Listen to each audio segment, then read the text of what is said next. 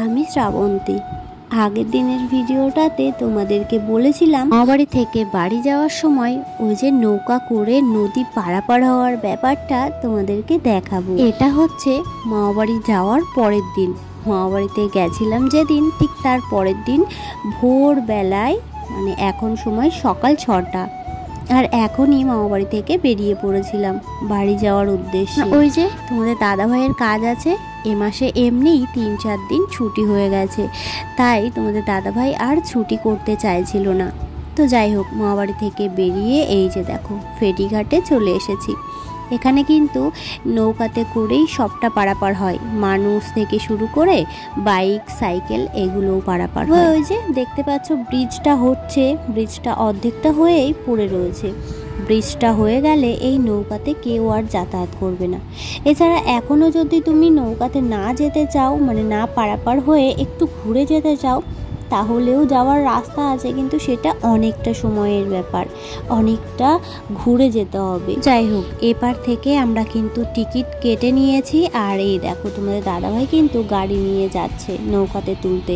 আর দেখতে পাচ্ছ নৌকার মধ্যে কত বাইক, কত সাইকেল, কত মানুষ রয়েছে। হ্যাঁ, একটা নৌকার মধ্যে অনেকগুলো বাইক যেতে পারে, সাথে অনেক সাইকেল, সাথে অনেকগুলো মানুষ। তো এদিকে কিন্তু নৌকাটা ছেড়ে দিয়েছে। আর দেখতে পাচ্ছ আমরা কিন্তু ঘাট থেকে অনেকটা দূরে চলে এসেছি, মাঝ নদীতে বলতে গেলে। সত্যি বলতে আমার কিন্তু এই নৌকা করে নদী পারাপার হওয়ার ব্যাপারটা অনেক ভালো লাগে, ভীষণভাবে এনজয় করি আমি। যখনই শুনি মামাবাড়ি যাওয়ার কথা, তখনই আমার ভিতরে ভিতরে একটা আনন্দ হয়, কারণ এই যে নৌকা করে নদী পার হতে হবে। আচ্ছা, তোমরা কি কেউ কখনো এমন ভাবে নৌকা করে নদী পার হয়েছো? অবশ্যই কমেন্টে জানিও তো আমাকে। জানো তো, কাল অনেক রাত করে শোয়া হয়েছে, তাই ভোরবেলা আমরা যখন বাড়ি থেকে বেরিয়েছি তখন কেউই উঠিনি ঘুম থেকে। আমরা কাউকে বলেও বেরোতে পারিনি, আর যদি কাউকে বলে বেরোনোর চেষ্টা করতাম তাহলে আমাদের আর আজকে বাড়ি আসতে হতো না, কারণ কাল সন্ধ্যের পর আমরা মামা বাড়িতে গেছি। আর রাতটা কাটতে না কাটতেই আমরা ভোরবেলা বেরিয়ে পড়েছি বাড়ি যাওয়ার উদ্দেশ্যে। ওই যে আগেই বললাম, কাজটা মিস করা যাবে না। আমরা আজ 5:30টায় ঘুম থেকে উঠেছি, আর 6টার মধ্যেই রেডি সেডি হয়ে মামাবাড়ি থেকে বেরিয়ে পড়েছি। না তো একটু বেলা হলে যখন সবাই ঘুম থেকে উঠলো, তারপর আর আমাদেরকে কেউ খুঁজে পাচ্ছিল না। তারপর মামা আবার আমার কাছে ফোন করেছিল, তো আমি বললাম বাড়িতে চলে এসেছি। তখন তো ওরা সবাই খুব রাগারাগি করছিল। আমার ওই কাকি শাশুড়ি মারা যাওয়াতে তোমাদের দাদা ভাই প্রায় 4-5 দিন কাজে যেতে পারেনি। মাইনেটার দিকেও তো দেখতে হবে, বলো, যে মাইনেটা পাবে সেটা দিয়েই আমাদের সারাটা মাস চালাতে হবে।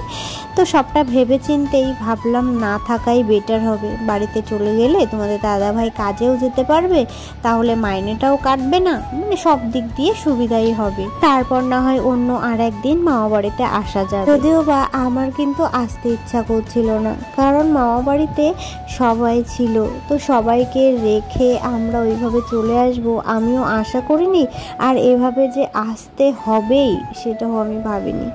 তবে ওই যে সব সময় পরিস্থিতিকে মানিয়ে নিয়ে আমাদেরকে চলতে হয়। দেখো, তোমাদের সাথে কথা বলতে বলতে আমরা কিন্তু নদীর ওপার থেকে নৌকা করে এপারে চলে এসেছি।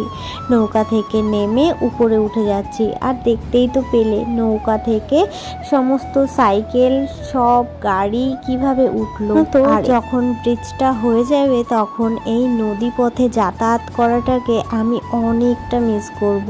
সত্যি বলতে আমার ভীষণ ভালো লাগে, কেন জানি না, মনে হয় সব সময় এই নদীর পাড়ে যদি বসে থাকতে পারতাম, বা সব সময় যদি আমি নৌকা করে এপার থেকে ওপারে যেতে পারতাম, ওপার থেকে এপারে আসতে পারতাম, ভীষণ ভালো হতো। তবে সেটা তো আর সম্ভব নয়, সব সময় মন যা চায় তাই তো আর করা যায় না। এদিকে দেখো তোমাদের দাদা ভাই এখন গাড়ি তুলবে, আরও একটা বাইক আছে তোমাদের দাদা ভাইয়ের পিছনে, তো নৌকাটাকে পাড়ের সাথে ভালো করে লাগাচ্ছে ওই কাকাটা, না হলে গাড়িটা না তুলতে পারবে না। তো গাড়িটাকে ঘুরিয়ে নিল, এবার দেখো গাড়িটা কিভাবে তোলে।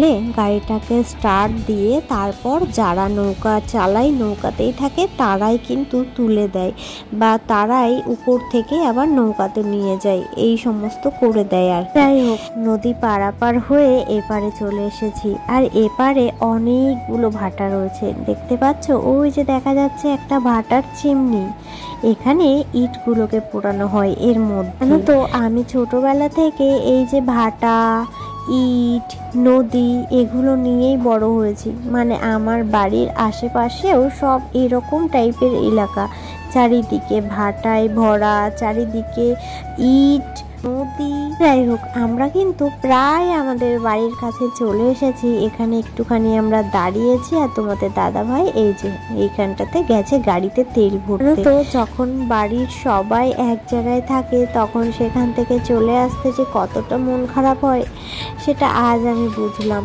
সবাই ছিল, সবাই কাল রাতটুকু আমি ওদের সাথে কাটিয়েছি। একটু ভালো করে কারোর সাথে কথাও বলতে পারিনি বা ভালো করে কারোর সাথেই সময় কাটাতে পারিনি। ওই কোনো রকম রাতের বেলা যেটুকু এনজয় হয়েছে ওটুকুই। ভোরবেলা হতে না হতেই কাউকে না বলেই বেরিয়ে আসতে হয়েছে। সত্যি বলতে অনেকটাই খারাপ লাগছিল, কিন্তু ওই যে কিছু করার নেই। এসে বাসি কাজকর্ম সেরে এই দেখো ফ্রিজে তরকারি ছিল, ফ্রিজে ভাতও ছিল, সেই ভাত তরকারি সবটা বের করে গরম করছি। আর এদিকে আমি আমার জন্য একটুখানি চা করে নিয়েছি। আর ওইখানে দেখো তোমাদের দাদাভাই কলে স্নান করছে। তোমাদের দাদাভাইকে এখন ভাত দিয়ে দেবো, তোমাদের দাদাভাই খেয়ে দিয়ে বেরোবে, আর তারপর আমি আবারও আমাদের দুপুরের জন্য রান্না বসাবো। ভিডিওটা কেমন লাগলো অবশ্যই জানিও। আজ তবে আসি, টাটা।